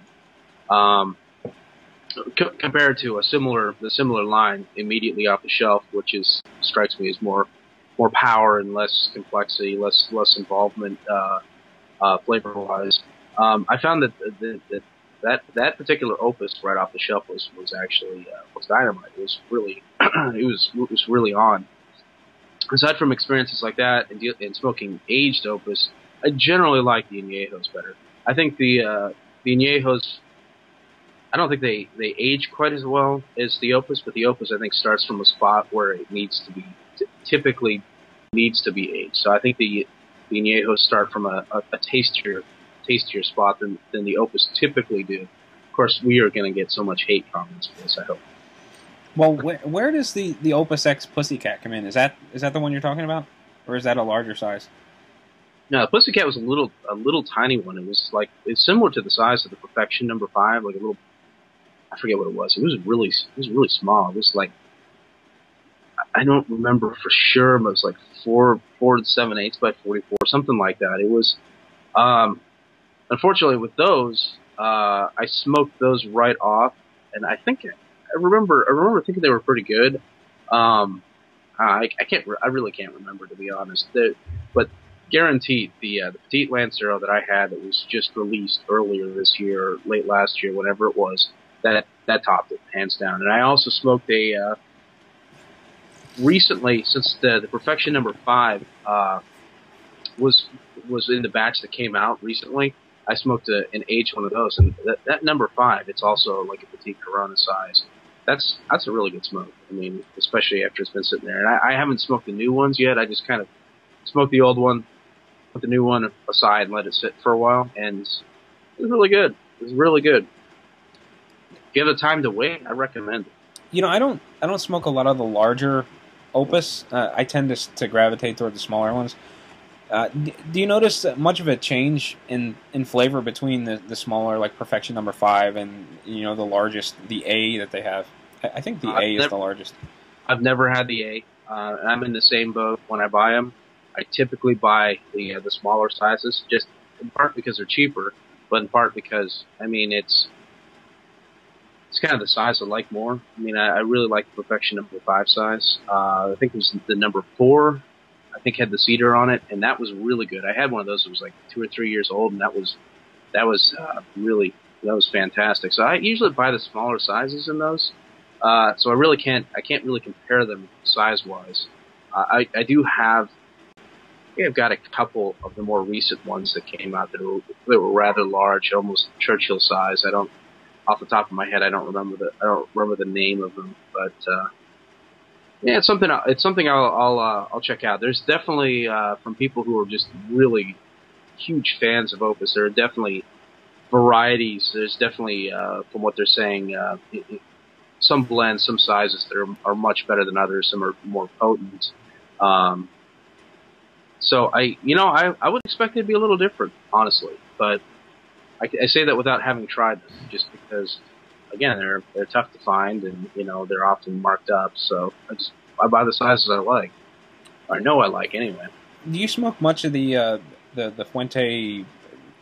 Like the harder to find, the rarer stuff, like the between the lines and things like that. I've had the between the lines, and I gotta say it wasn't my thing. It was kind of neat, and I don't think I've ever seen it for sale for less than $20, which might actually be close to MSRP. And it was fun, but I mean, it was fun from a standpoint of burning this cool little figurado barber bowl. I wasn't as into the flavor. I don't know if it was the one I had, or maybe it ages well. I really haven't gotten into that. I have some old chili peppers around somewhere that I'll probably smoke at some point. I even have an Opus Shark that somebody gave me. Don't ask; it's not for sale. I only have one, and I haven't gotten around to smoking that either. So there's some of that that I haven't gotten to. But on the topic of Fuente, the biggest surprise I've had recently from them is I picked up somewhere along the way, probably at that Pullman in Herfing, it was probably in the raffle, some of those giant cannones. I'm not sure how to pronounce. It's like 25 miles by 50 ring gauge or whatever it is. They're just huge. But you'd be surprised. Those are actually very good smokes. Those really are. They have been aging for a while, just kind of because I haven't ever had time to burn them, but. And, had some time at was hanging out at the shop, and I'm like, what the hell? I got this in my locker here, and I'm just gonna light it up and see how it is. And I was like, this is really good. I mean, this is that, this is kind of what I'm looking for when I'm burning just your normal Fuente appliance. Like, this is really good. It surprised me. It struck me as, looking at it, you would expect, okay, this is something large for people on the golf course that aren't paying attention. Or people that just don't know what they know the name, but they don't really know much, and they're just like, hey, it's a huge cigar, but it's really good. It's surprisingly good, and I mention it, and people are like, yeah, you're right. That is a really good smoke, and I definitely recommend it if you've got like 4 hours to burn. It's probably closer to 3, but man. Well, speaking of the the more novelty sizes, do you smoke much of that stuff? I mean, I've got Serie V Culebra. When we were in New Orleans, we smoked the Abe's. Oh yeah, Abe's Culebra, yeah. But that was my only Culebra experience. I had for a while some Partagas Culebras that I would only. I mean, a Culebra is only good when you're smoking with other people, unless you like trying to smoke 3 cigars at once. In my opinion. I get those when I have an opportunity to, and I never smoke them except when there's going to be when we've had people come in from out of town that are visiting, or just an unusually large group of people around. I'd break it out and say, all right, guys, let's burn one of these, and so I've had the La Flor Dominicana Culebra that has 3 different the wrappers on it. It was good. The sad part about that is because they're all different smokes. You're always wondering. Well, mine was good, but I wonder how those other ones are. So that's the one Culebra I'd consider lighting, starting, and smoking through all 3 of them myself, if you can find them. They're really tough to find. So I've had the Partagas ones. I did actually buy, and this is weird, but one shop locally they had the Illusion 2/3 or 2/3, the 23. Some people call it. I don't know how you say it, but they sold off one of the sticks. So the Culebra in the box was loose, but there were 2 loose ones. So I think I bought one of those one time just for to smoke it. And that actually I found, and I think I've heard this before, had a rather firm draw, which kind of messed up the experience for me. I think that would probably benefit from the lower humidities. But for the most part, the really interesting, kind of unusual shapes like that, I don't smoke them that often. The Culebra's, I think, a cigar that, it's fun to share with people. Padilla's, it's not a Culebra, but it's an interesting kind of quirky stick. The Habano, Burberry, Figurado, or whatever he's calling it now. The one I call the Gringo stick. I think it's the Artisan now. Yeah, he makes it for gringos, because he might, I think he told me that most real cigar smokers would smoke them in, and it's got all the wrappers on it. It's a really good smoke. So when I find those, I will smoke those just for fun, because they taste good and they look cool. So I don't often smoke them at home. It's one of those things where hey, I'm out, people smoking interesting things, I'm going to show off a little bit. So it's kind of good for that. And it's really good. I think Jerry reviewed it forever ago, and he really liked it, and I've really liked it. So, I think I have one floating around in my humidor. I think you might have sent it to me. I'm gonna have to dig through and find that. I've got they started boxing those up from whichever catalog sells it the most. They have 5-pack boxes that I bought the last time, and I picked up a few of those, and I thought they were, yeah. So I tried to keep some of those around, but I can't tell you the last time I smoked one.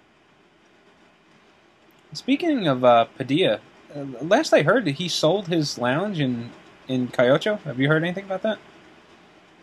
No, I haven't. But that was the subject of one of those novelty posts I did, the Taris. I think, wasn't he the one I awarded most predicted to fail without failing, or something like that? Or I like the guy, and we talk crap back and forth a little bit on Twitter. Hopefully, he doesn't take it personally or anything like that. If you're seeing this, I'm just messing with you, man. I keep hearing stuff like that. I keep hearing this and that, and he's having trouble. This is going to happen. That's going to happen, and I haven't heard that, but I don't know if any of the rumors are true.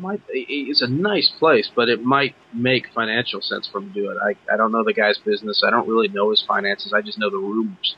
So it sounds like the rumors I've heard, but the rumors I've heard haven't always been very accurate, because the guy's still making cigars. Yeah, if it's true, I don't know if the price was right or whether he just needed to get rid of the space, but he seems to be doing pretty well. Studio Tobacco is doing a cigar for him. Anytime you open up the CI catalog, there's always some sort of micro batch or something going on. He's definitely a presence in the cigar industry, and his product is readily available. And he's coming out with new stuff. I picked up a couple of new things he came out with, and I don't remember the names off the top of my head, but I know there was I forget what it was. It was like a Maduro version, and there was like a Habano or a natural version. I picked up one of each. I haven't tried either one of them. So he's coming out with new stuff. I know I think at one point I talked to him, probably when I was doing a review, or I forget, he just emailed out of the blue, and he gave me a bunch of information about cigars that were upcoming, Artemis and things like that. So he's still coming out with stuff.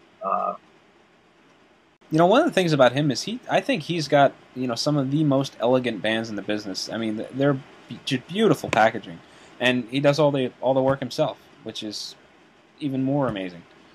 Yeah, and I think the one of the many rumors circulating about the guy is that he was at one point a graphic artist or something like that, and I completely believe it, because his stuff, his bands are they're fantastic, a lot of them, and and apparently he's doing it himself. I don't have actual confirmation of that, but yeah,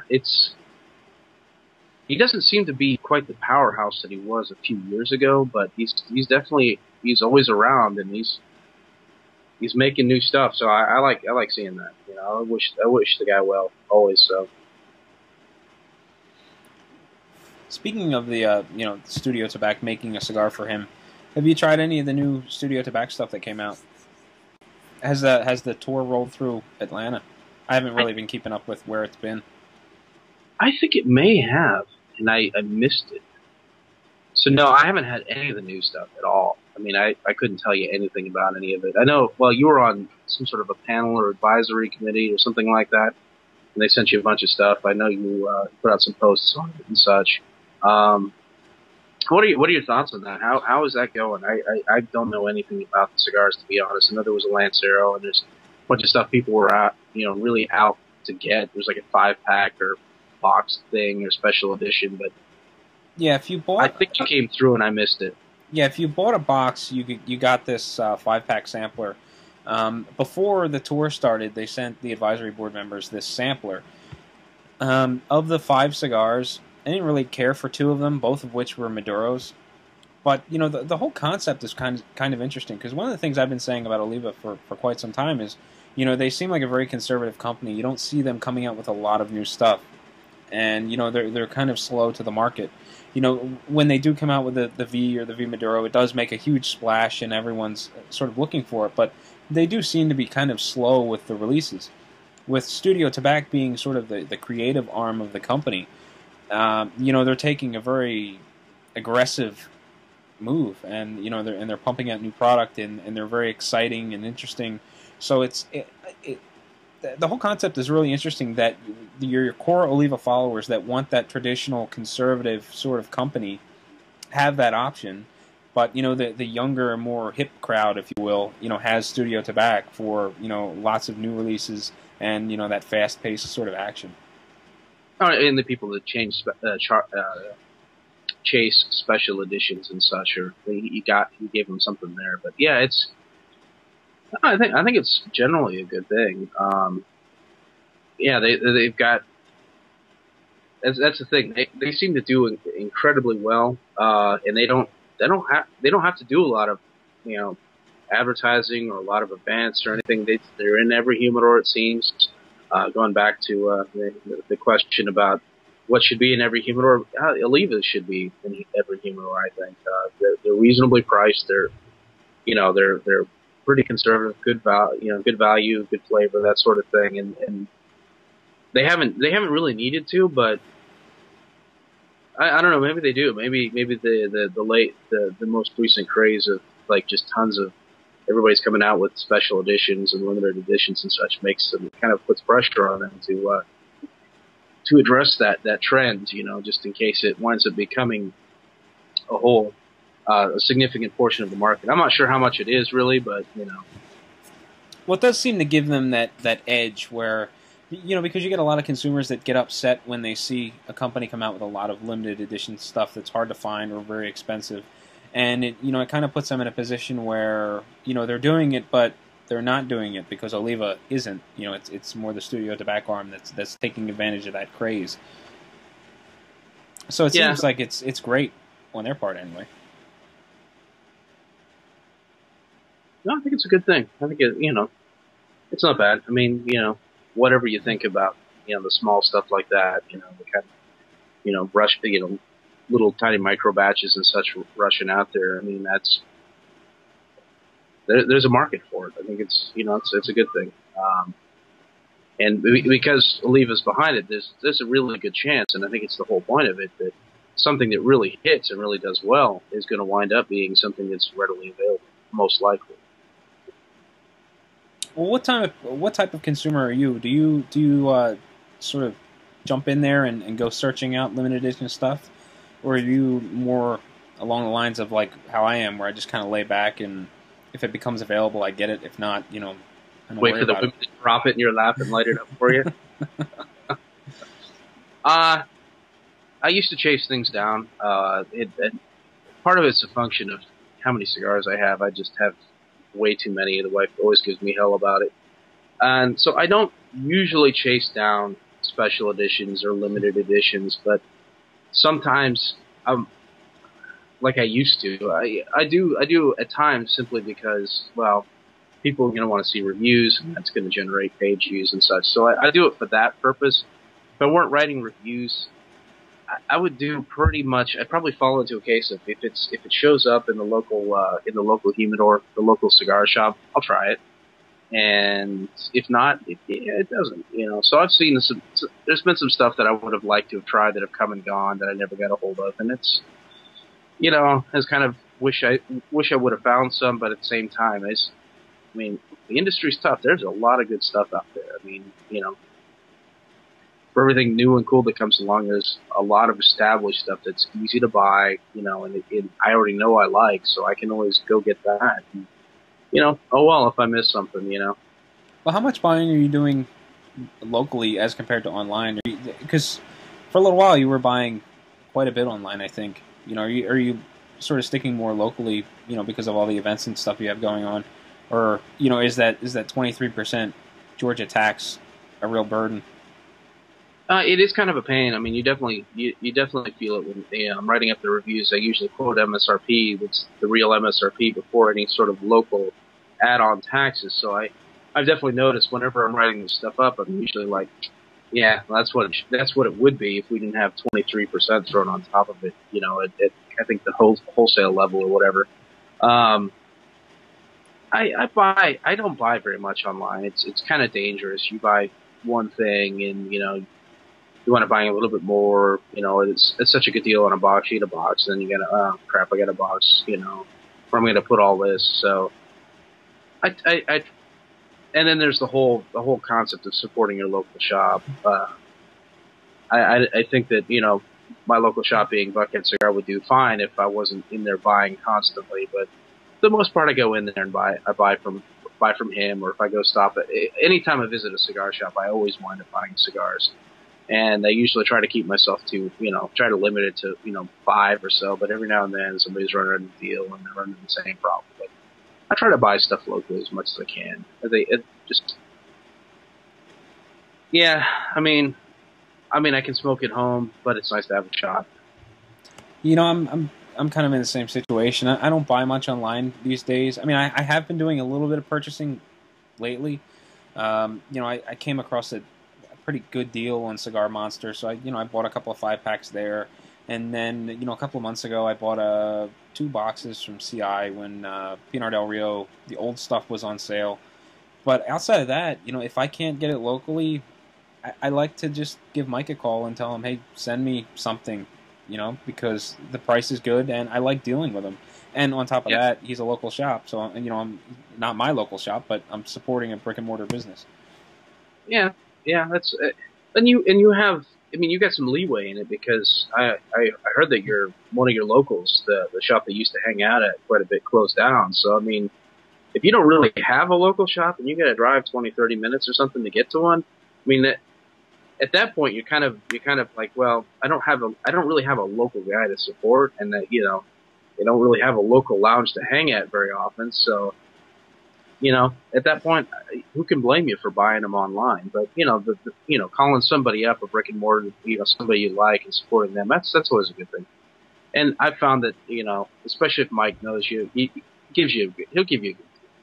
You know, I know that I've seen him, he boxes up a lot of cigars. He has a lot of people, you know, getting in touch with him to pick stuff up, and, you know, he's always boxing things up. And a lot of times, if he knows the person, he throws in a few extra things. You know, here's something else, you know, that I have, you know, maybe they'll like, and they'll give them that, and maybe they'll come back and buy some more. I think that's how he got you into the Buckhead edition, the Dano Buckhead edition, or whatever it is. Yeah, I like that quite a bit, and I got a 5-pack of his Buckhead Special Selection, which is really interesting because I don't really care for the Nestor Miranda Special Selection, but for whatever reason, the one with the Buckhead band on it is like head over heels better. I think the Nestor Miranda Special Selection was missing something. It was a decent cigar, but for whatever it is, you know, Mike's Buckhead version has what the other one was missing, and I like it quite a bit. My understanding is what it has is a little extra Lajero in it, so the blend is a little bit different. And it seems to be pretty popular. I mean, I know he smokes the heck out of the Buckhead Dano, so, but yeah, that's how he does it. So, I mean, if you have a shop that takes you, you know, you got to pack a lunch to get to. I mean, I can understand buying online, and, you know, there's stuff that Mike doesn't carry, and every now and then, you know, I feel like picking it up, and yeah, I might order something online occasionally. Yeah, but it's mostly local because I've got a bunch of friends. You know, a lot of the shop owners I consider friends, so most of the time I can find something, whatever I'm looking for, I can find it at one of the other shops if Mike doesn't carry it. So I wind up doing that. I mean, sure, you know, you wind up spending a little bit more money, but that also keeps me, I guess, in a way that kind of keeps me from buying too many. You know, I always have space issues with it. You know, it's always have too many cigars. I've got some baggies right now that are sitting on top of the humidor that's got humidipacks in them. That, I mean, it's overflow. I don't know where to put them. So, yeah. Well, how much smoking are you doing at home versus Buckhead? Because it's really close. And does that lead to you smoking a large variety, or do you find yourself sort of falling into a groove and smoking the same stuff more often? You know, it really depends because I do wind up smoking some stuff more often. Some of the things he carries that I really like, I wind up smoking a little more often. But he does get there's always new stuff coming in, which is another thing I think is good for a shop to do, to always have new stuff coming in, even if it's not a lot. So a lot of times I'll find myself smoking a bunch of whatever's new coming in. I don't know. I vary it up. I'm not usually one that smokes a lot of the same cigar, especially not in the same day. Every now and then, you know, if I've won something or I buy a box or whatever, and I'm like, well, you know what? I'm saving this and that for review, and it's easy to get at. Sometimes I'll go in and grab some of the same cigar and smoke it a couple times the same day. But I tend to be experimental with it. I'm the way with cigars that I am with say microbrews, you know, craft beers. I want to see. There's always, you know, there's stuff I like that I will go back to, but I always try to mix in something new or something I haven't had in a while. In anything that, you know, any given day that I'm smoking. I don't know how much I smoke at home and how much I smoke at the shop. It really varies. It depends on what time I get there. It depends on how busy I am at home. So, you know, I don't know, man. I really don't have a figure. It's up and down. I mean, you'd be some days it's like, wow, I'm a chimney, and some days it's like, wow, I didn't hardly smoke anything today.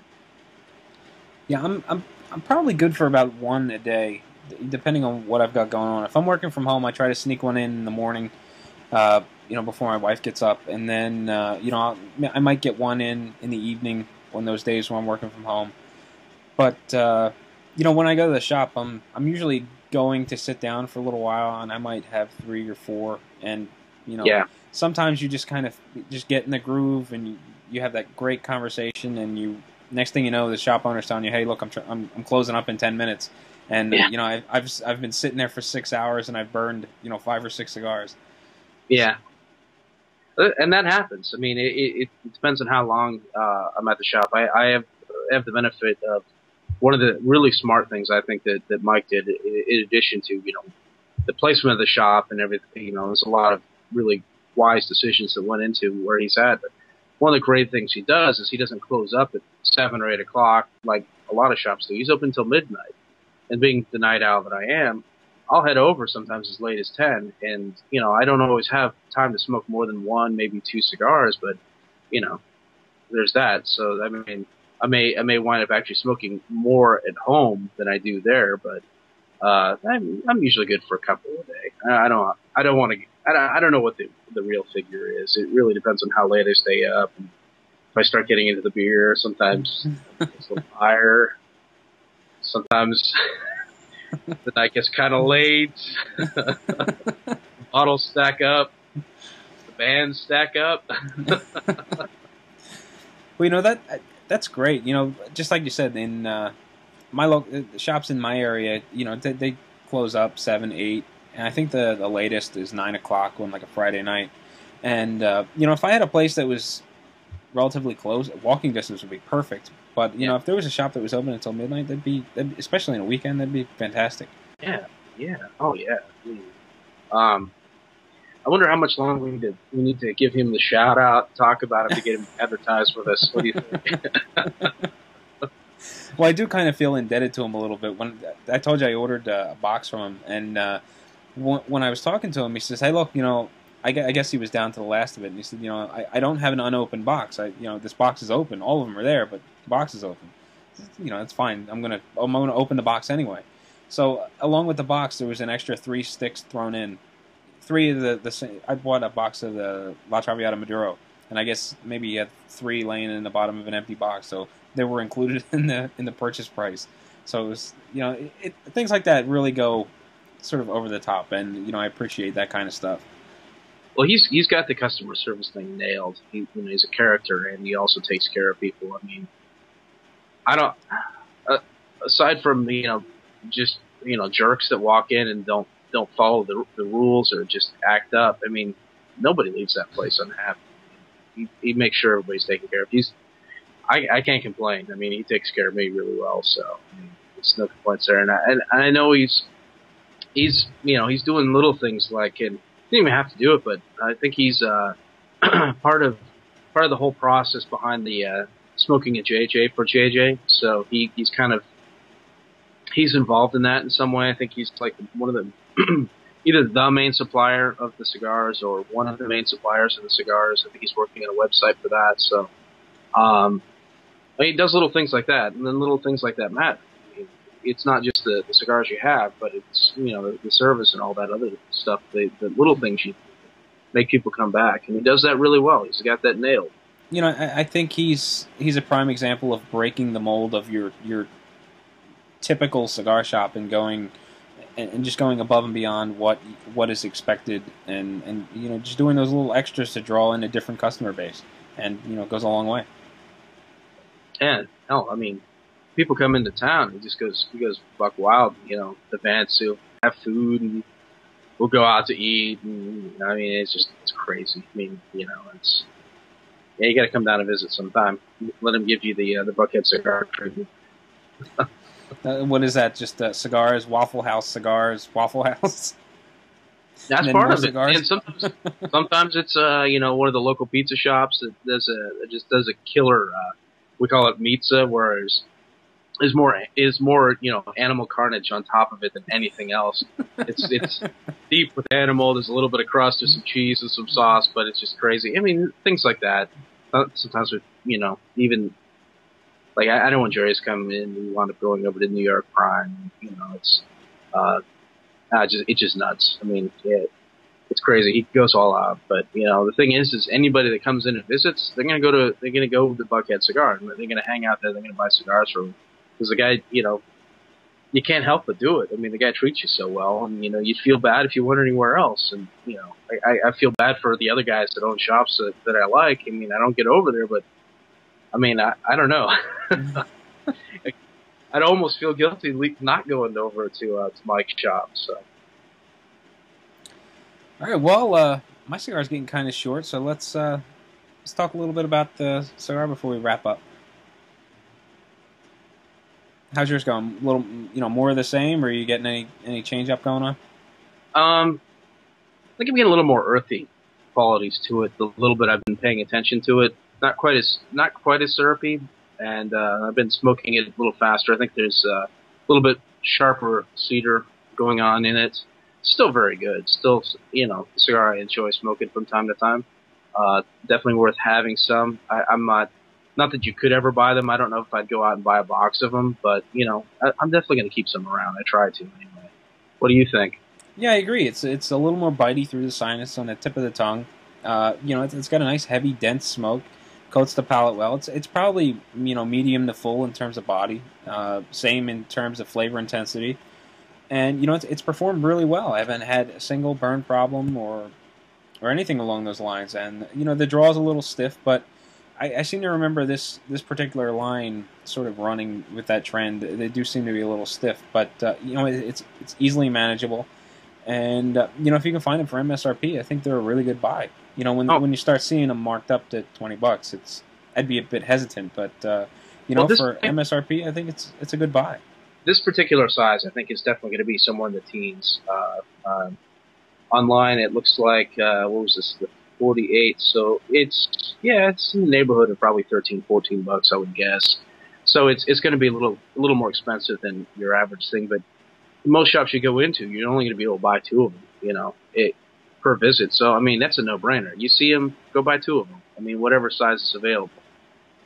And the Shark is fun, but the other ones are good too, you know. Everybody wants the Shark. Everybody's looking for the Shark because it's such a quirky cigar. But you're not doing yourself, you know, wrong by picking up any of them. Anything that's available.